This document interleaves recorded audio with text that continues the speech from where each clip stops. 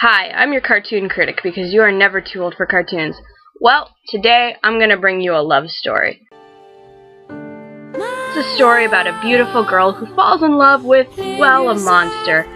Some people view him as too dangerous, but through trials and trials she learns that true love will conquer all.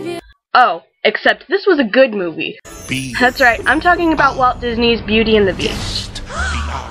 Beauty and the Beast came out 25 years after Walt Disney's death in 1966.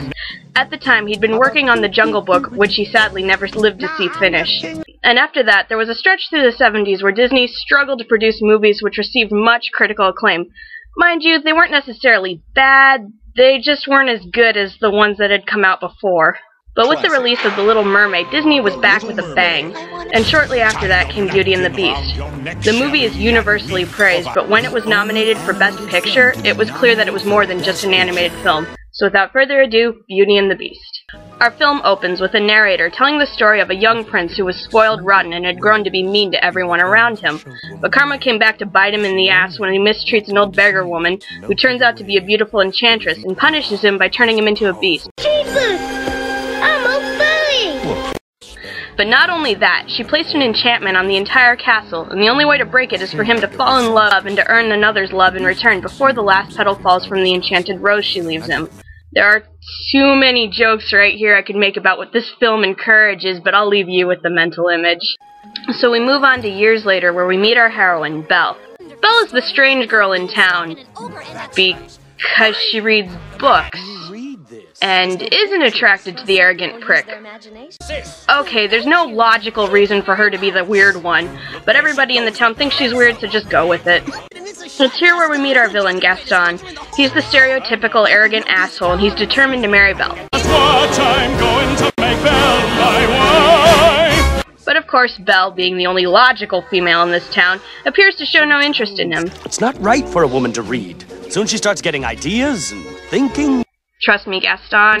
In an era where Lindsay Lohan, Paris Hilton, Nicole Richie, Jessica Simpson, and even Snooki are women that girls have looked up to in the past, you'll pray for women who are capable of thinking, let alone reading. And I believe that our education, such as in South Africa and the Iraq, everywhere such as, And now we're introduced to Belle's father, Maurice, a scientist but a bit of a joke to the people in the town. Honestly, I would have loved to see this guy voiced by Christopher Lloyd. Maurice is working on an invention for a convention he hopes to win. I'm off to the fair! And he leaves, but quickly gets himself lost in a forest. Maybe we've missed a turn. I guess I should have taken a... Wait a minute. Oh, of course, he was supposed to take a left at Chicken Scratch and a right at Squiggles. An honest mistake anybody could have made.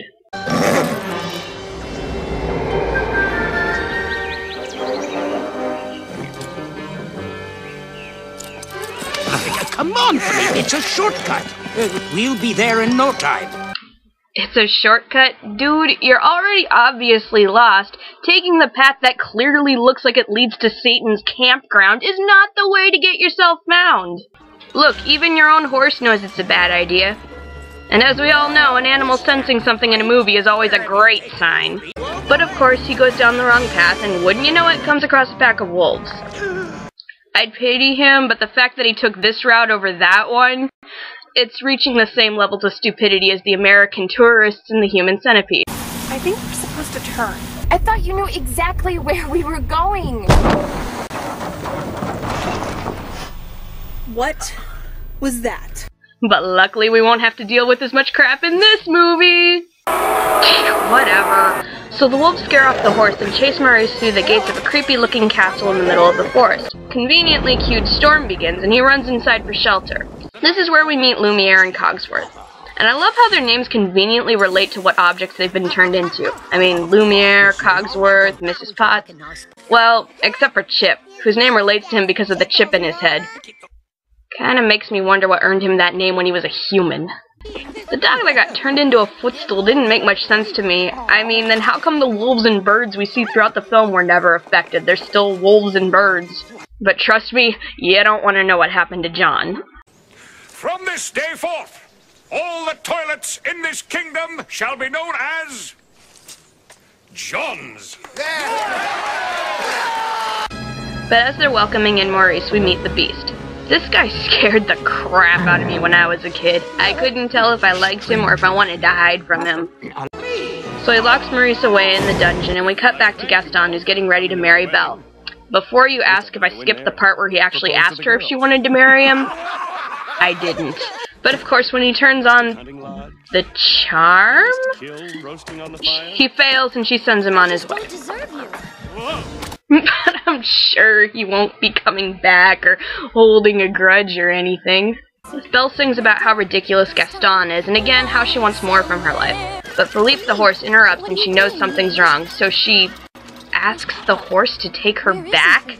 Okay, wait a minute, hold on, this would not work. I mean, even, let's say that it was possible for the horse to take her back as far as he remembered losing Maurice, he didn't follow him all the way up to the castle, so logically, the only place he could lead Belle up to was the cliff where they got separated. But somehow he magically leads her up to the gates and she wanders inside to find her father. This of course gets everybody in the castle excited as she wanders around, and to help her out, they all hide. Seriously, what the hell? Yeah, when her father arrives, they come out and greet him eagerly, but when she arrives, the woman who can actually help them, they go and hide. And don't argue that it's because they don't want the Beast to find her, because if anything, they're gonna want that the most. That's gonna be what helps them.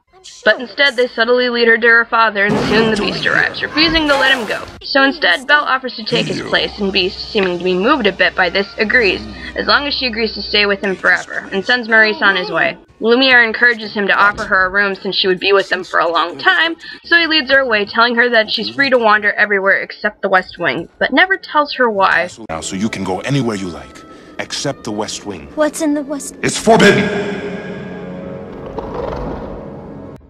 And I'm sure that's not going to be a mistake later on. After getting her own room, he uses the best pickup line in Disney history. You will join me for dinner. That's not a request!